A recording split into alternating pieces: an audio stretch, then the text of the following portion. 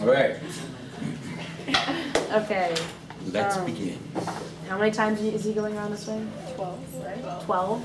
Okay, Okay, and a full rotation is 2 radians, is that what okay, you so said? let me start by just kind of clarifying the problem. So I'm on a swing, so it's a swing set, and I'm in the seat, and so I know this looks a little weird, but I'm in the seat, right?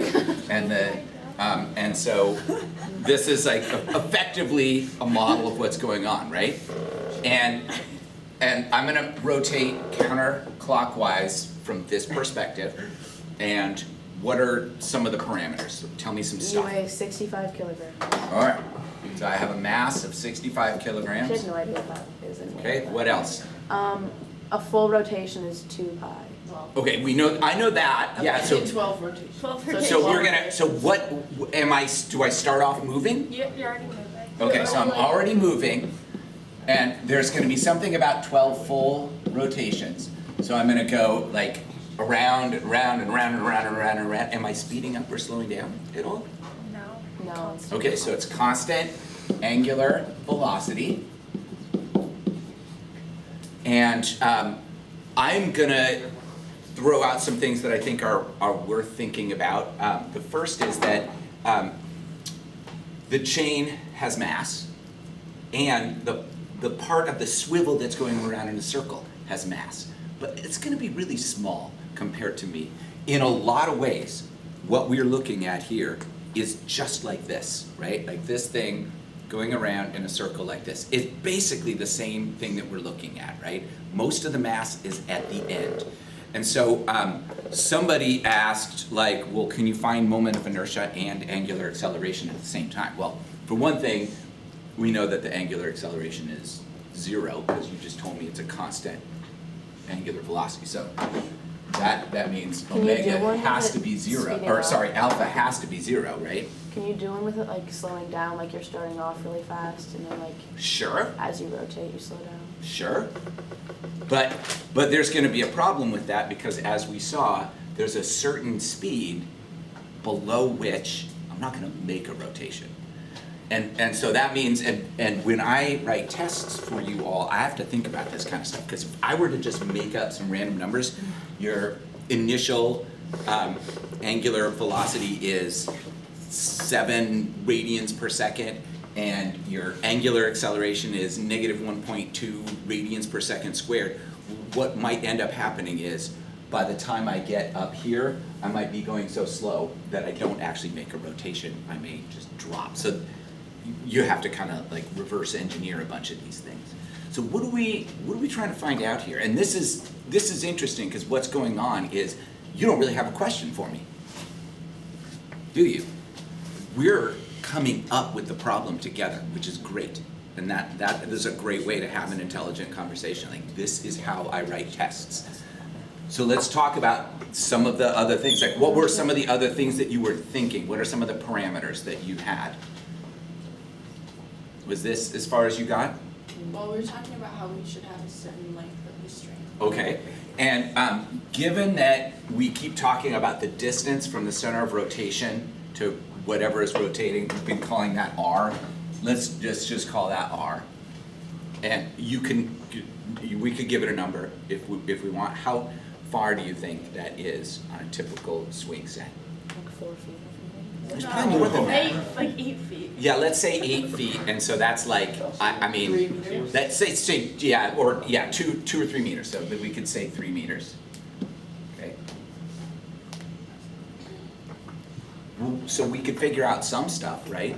Like, we could figure out what the angular displacement would be if we have 12 rotations times 2 pi radians per rotation.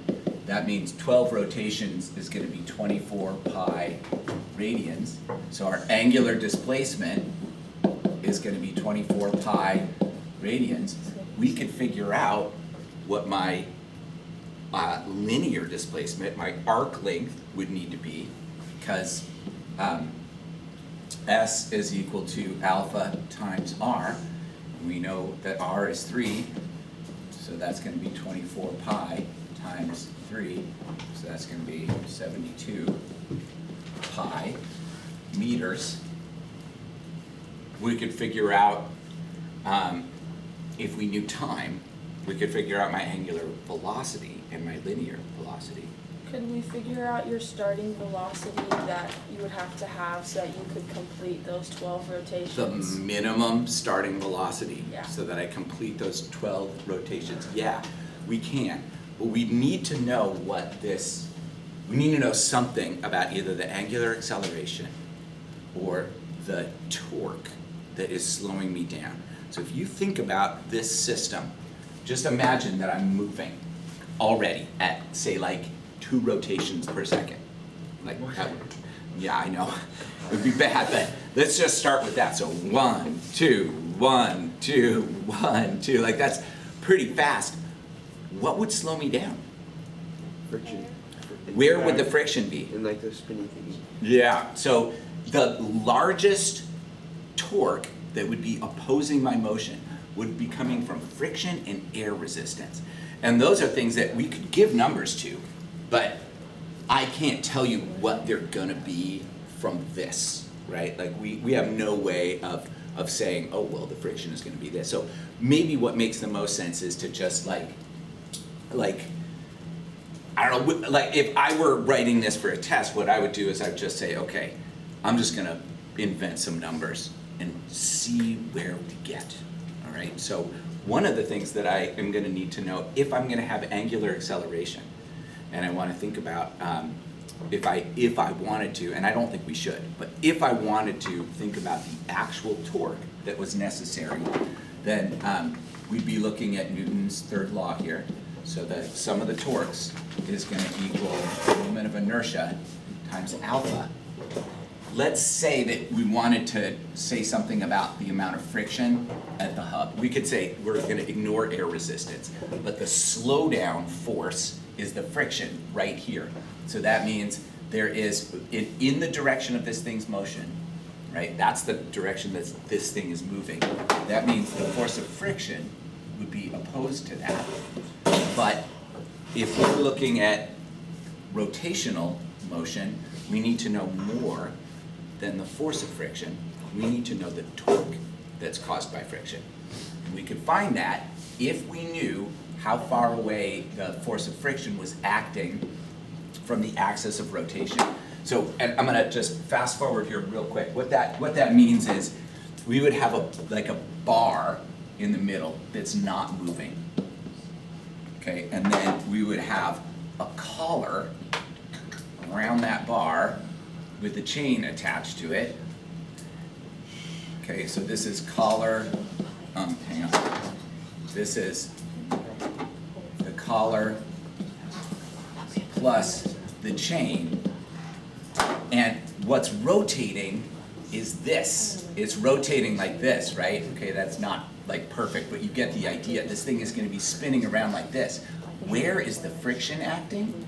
The friction is acting right here, right? This is the friction. The center of rotation is right here. So that is our lever arm. We would need to know this distance right here. We'd need to know the magnitude of the friction force, and we need to know the distance from the collar to the center of the bar, because that's the theoretical center of rotation for this system. All right, so we could do something with sum of torques. The variables we'd be looking at would be friction and the distance between that collar and the bar in the middle. Can't we just have torque already be like -1? We could, yes, we could just say the torque is whatever. But what I want to point out here is that if we then wanted to use that to find something about angular acceleration, we still need to know moment of inertia. How could we deal with moment of inertia here? Does anybody have any thoughts about this? And I will tell you, number one, I talked about this very briefly. I don't expect you to remember it, but it is like, this was one of the little things that I kind of talked about, threw out there, and then we just moved on without me asking you to use it. So it's not, this question is not completely out of left field. It's not something that I would expect you to know though. Does anybody have any ideas? Isn't there like a formula for moment of inertia, like mr squared or something? Yeah, that's exactly right. There is a formula for certain like conditions, certain shapes, certain distributions. We've figured it all out for most regularly shaped objects with sort of expected centers of rotation. So we know, for example, if there's a perfect cylinder that's rotating, through its central axis, we know what the moment of inertia for that is going to be. We can calculate it. If we have a hoop like this, and it's rotating around its center, we can figure out what the moment of inertia is for this by calculating it. And it's actually going to be the same as our moment of inertia for this. For a point mass, if we have an object that's moving in a circular path, and most or all, theoretically, all of the mass is here. And that is located at a distance r from the central axis, then the moment of inertia is going to be mr squared, okay? That's only true if we're looking at a point mass or like a hoop, which is basically a bunch of connected point masses. So that means we could think of me in this case as being a point mass. We could actually use my mass and use this radius to find my actual moment of inertia in this system. The real moment of inertia would be somewhat more than that because the chain has mass and the collar has mass. So it's not perfect point mass, and even my mass is not distributed. Like, I don't exist as an infinitely small point. I take up space. We would have to take all that into consideration to find my accurate, exact moment of inertia, but for what we're doing, mr squared, that's what I would use. So could that be used for like the majority of the problems we do or no? Not necessarily. That wouldn't work for a concentric pulley because there were two issues with this. One is that the mass isn't evenly distributed. If we could just say, you know what, it's basically a disk. It's basically a disk, and the moment of inertia for a disk spinning about its center like this is 1/2 mr squared. So we could do that. Oh. The biggest problem, though, is that a lot of the mass for this thing is concentrated in the center. It's not uniformly distributed, so we would vastly overestimate the mass. And unless we took the bar off, which is, we can do that, but it leads to ball bearings being strewn all about the place. So if we don't take the bar off, then we're actually measuring the mass of the majority of the mass is probably in this metal bar, and it's not rotating at all. So we really couldn't use an equation that involved mass or shape to find the moment of inertia of our concentric pulleys, either one, either this one or the Vernier one. So the equation for the concentric pulley is 1/2 mr squared. If it were a disc, like a plate, if we had a plate like this rotating about its center, then roughly we could say, if I find the mass of this thing, measure the radius in meters, 1/2 mr squared will give me a rough estimate of the moment of inertia of this thing if it were spinning like this. But the concentric pulleys, that wouldn't work, because that only works if the mass is uniformly distributed or close to it, and this isn't. This only works for a point mass, or something that's really close to a point mass, which in this case it would be. Most of the mass here is 3 meters away from the center of rotation. So we can use that equation. So how do you find it for the concentric pulley? We found it by, instead of trying to use its mass and its size, we found it by making it spin. And we measured how quickly its speed was changing, that's alpha, and then we measured the forces that were acting on it and their distance from the center of rotation. And we used the acceleration of those masses that were hanging off of it to find torque. So we measured the sum of torques, and then we measured the angular acceleration, and we divided those two things to find the moment of inertia. We went a different way. There's more than one way to figure out a lot of these things. Yeah? So in this scenario, is angular velocity not constant anymore? Yeah, we just changed that, didn't we? Yeah, so originally, we said, oh, let's make the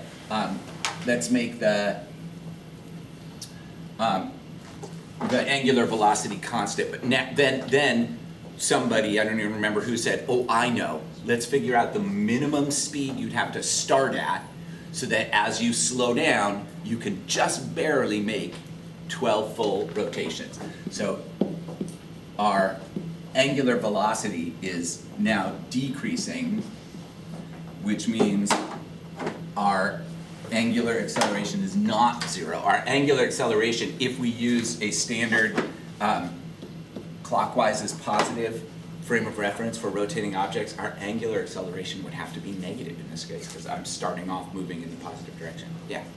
If you could like disassemble the pulley, could you like find the moments dimension for each disc and then add them up? Yep. Yeah, you could, yeah. And it would be tricky because there's a lot of parts here that you would have to measure, like, but yeah, you could do it.